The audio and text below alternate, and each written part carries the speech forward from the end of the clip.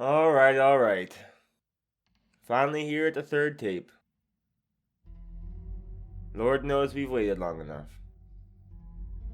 Before we go ahead and I play this, I just want to do a little bit of talking about the Memphis rap sigils in general and the murder tapes.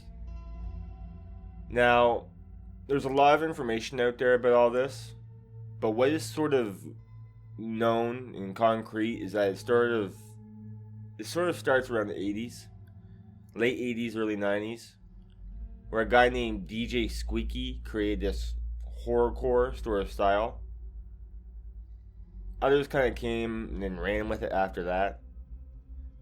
3-6 Mafia is well known for refining this style. And, well, you see, that's the funny thing about hip hop in general, is that it's all about one guy raps about cars and clothes and money, then the next guy who's listening to this guy wants the cars and clothes and money, so he raps about cars and clothes and money. You know, the interesting thing, in Memphis, it wasn't cars or clothes or money. It was about murder and the devil.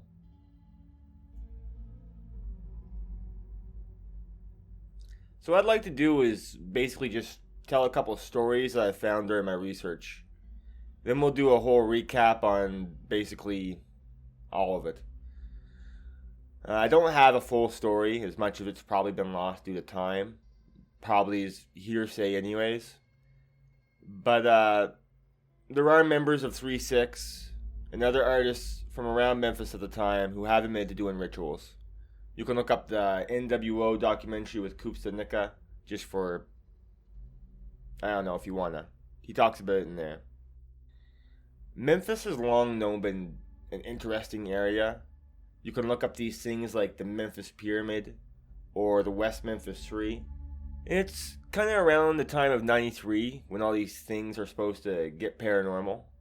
This is when the Memphis Inner Circle was formed, so to speak.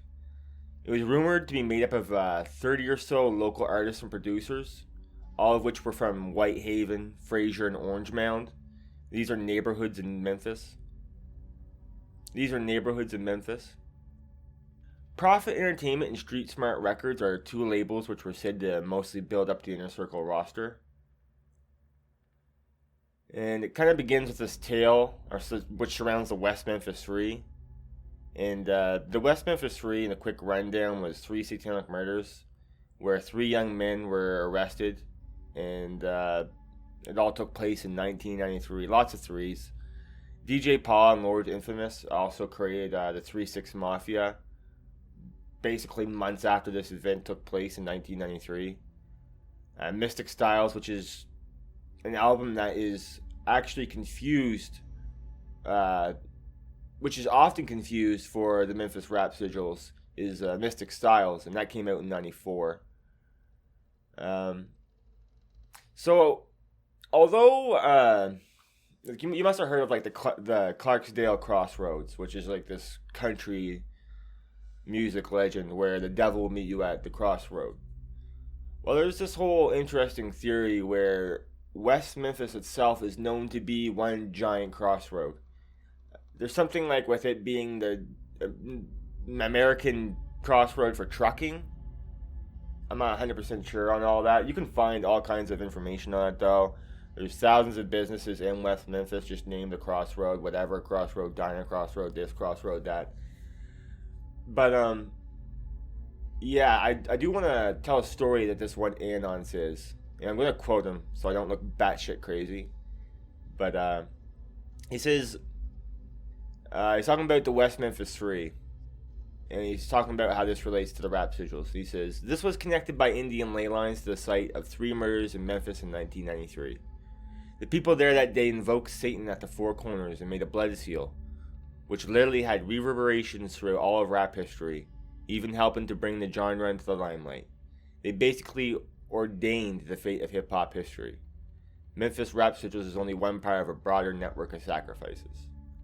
That sounds a little crazy, but we'll kind of touch back on that actually with the broader network stuff. But for now, let's just keep trucking on here in a monotone way. So let's take a moment, have a chat about Tommy Wright. Tommy Wright and Four Corners. In many of Tommy's tracks, or tracks which he's produced, you're going to hear references to the Four Corners. In interviews, he stated that this is a location in Memphis, where it's basically Whitehaven, one of the places I described earlier, which was supposed to build up the inner circle. And when he describes this location, it actually takes up like 5 blocks, including like highway and main road, and then just like a whole part of suburbs. And I just want to take another possible look at what the meaning of Four Corners could be. So you got like a crossroad, right, which literally has 4 corners. And I've also heard this in reference to the West Memphis 3 as well, which is kind of the whole 4-corner crossroad thing there. But that's kind of a little more obvious. So we'll kind of go and have a look down kind of like an alternate route, which is 4 corners can also be seen in regards to Ezekiel 7:2, which is kind of the Bible's hour of doom, the end of days. And it's also known in kind of the occult world that demons like Kalfu or Murmur kind of are known to travel the crossroads and offer deals in exchange for worship, which is kind of the most believed, I don't know, people believe they're trying to sell their soul here, other than making real black magic sigils or seals. So there is an interesting story surrounding the Children of the Corn. This one's kind of batshit crazy, but I have heard this for years. It has to do with when they were traveling on tour in Florida Keys. And there is like a bat tower in Florida Keys where back in the 1800s a bunch of bat towers were made across America and no one knows why. I guess it had to do with bats, but bats never took to them or something.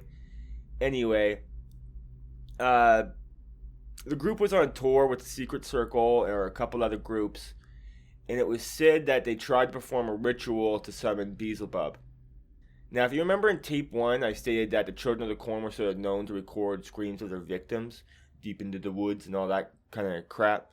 Well, it's said that on this trip is when those screams were recorded, actually from a girl who was staying nearby. This female was actually staying at the Sugarloaf Lodge, and if you do some researching, you can kind of find some interesting things about the Sugarloaf Lodge. I don't really want to get fully into it, but there is it's like a little conspiracy theorist playground kind of deal. The most common story I've heard so far surrounding the Memphis murder tapes comes from just that, its original name. So back in the day before the internet kind of really ran with this thing, it was known as the Memphis murder tapes. And it kind of just evolved to the Memphis rap sigils. Sorry. So there are stories of this rap label, which is possibly the Inner Circle, where they were going around killing people, then showing back up after the murder to record at the scene. They did this to capture the residual energies onto the tape itself, and the main suspect for doing this is often seen as Tommy Wright in the 10 Dead Men, and this is kind of where tape 2 comes in, with tape 2, 10 Dead Men, Wanted Dead or Alive. Now I want to say that I don't think 10 Dead Men ever did this. It just sort of seems, with all the information given, that Tommy Wright sort of gets blamed for all this. There is another tale of someone named Maniac doing that, but Maniac is an interesting story that we're going to talk about next. And so, Maniac is this mysterious guy whose identity basically has been lost to the internet, and the internet finds him completely, spooky. The story of Maniac is surrounded around a picture where it's him holding a crown and a scepter. And people have very, very hard time finding where this photo originally came from. And I believe it came from a hip-hop forum. And the photo is very creepy, to say the least, actually. It does have some voodoo undertones. I don't know. It is interesting. And the story about the man are sort of legend. There's a story of him killing his uncle. His uncle impregnated his wife, and then he killed his uncle. There's a story about him being arrested and found to be the one who was recording at these murder sites and trying to pick up the energies. There is a lot on Maniac, and it's basically 100% hearsay. There's 2 stories, from what I understand, Maniac is or could be. One of the most believable that I find is that he is an older man now who lives in Memphis. I have talked to someone who possibly could have been him, but he didn't really want to comment if he was or not. But he was kind of amazed that a maniac kind of had this stigma surrounding him.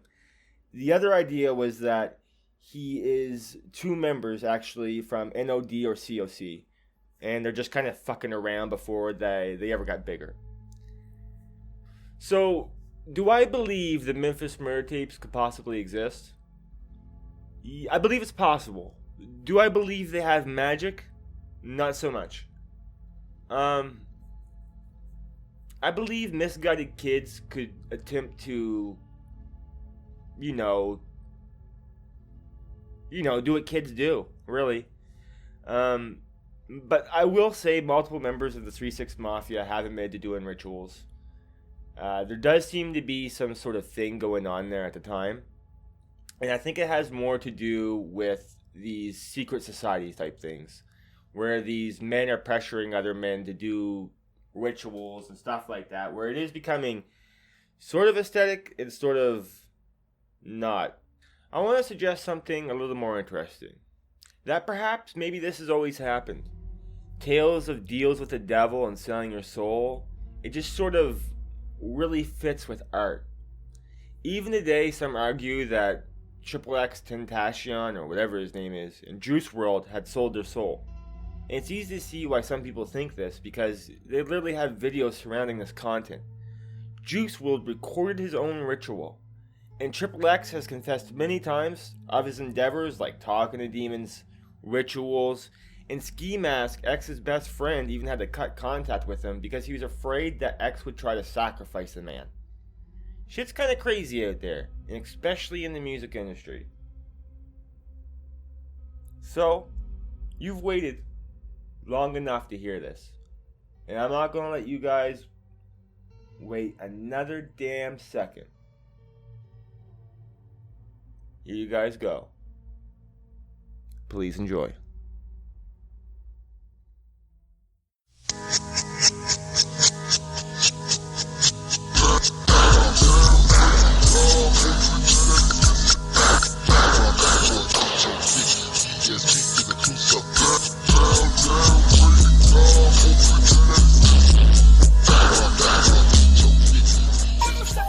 Oh, you didn't really think I was going to show you that new album, did you? That's too spooky for you, young man. It's time to go to bed.